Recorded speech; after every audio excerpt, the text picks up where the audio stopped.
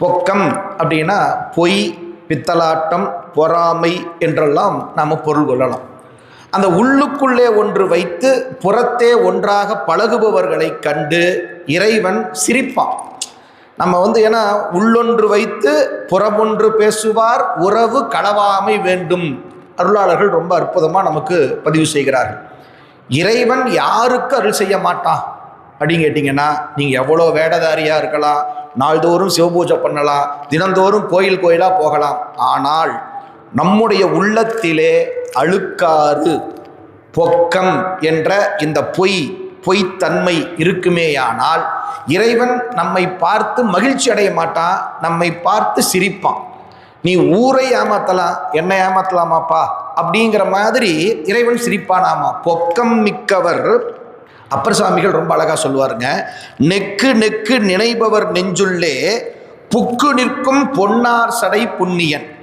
பொக்கம் மிக்கவர் பூவும் நீரும் கண்டு நக்கு நிற்பர் அவர் தம்மை நாணியே. அழகான இலக்கணம் அப்பர் சாமி சொல்லிட்டார். யார் நெஞ்சில் இறைவன் இருப்பான், யார் நெஞ்சத்தில் இறைவன் இருக்க மாட்டான். ரெண்டு விஷயம் சொல்லிட்டாருங்க.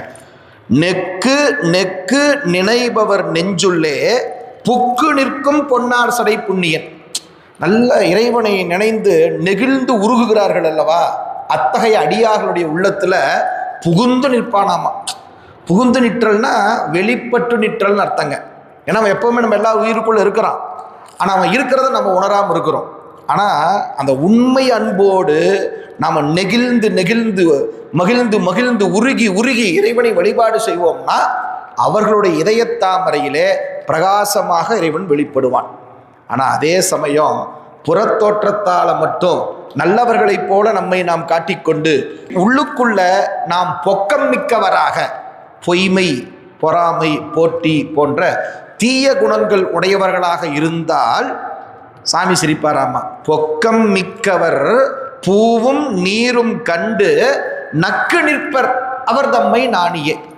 சாமி சிரிப்பாராமா. நக்கலா சிரிக்கிறோன்னு சொல்றோம்ல, அது மாதிரி டே டே டே ஏண்டாப்பா உள்ளுக்குள்ள ஒரு வஞ்சம் வச்சிருக்கிற, வெளியுக்குள்ள பக்திமானாட்டம் நடிக்கிறியே, இது எனக்கு தெரியாதா?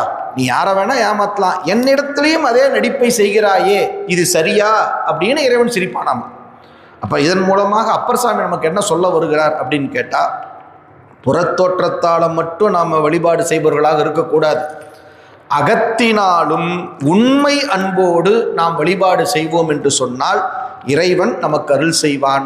இல்லை என்றால் அருள் கிடையாது என்பதுதான் அங்க சொல்லப்படுகின்ற உண்மை.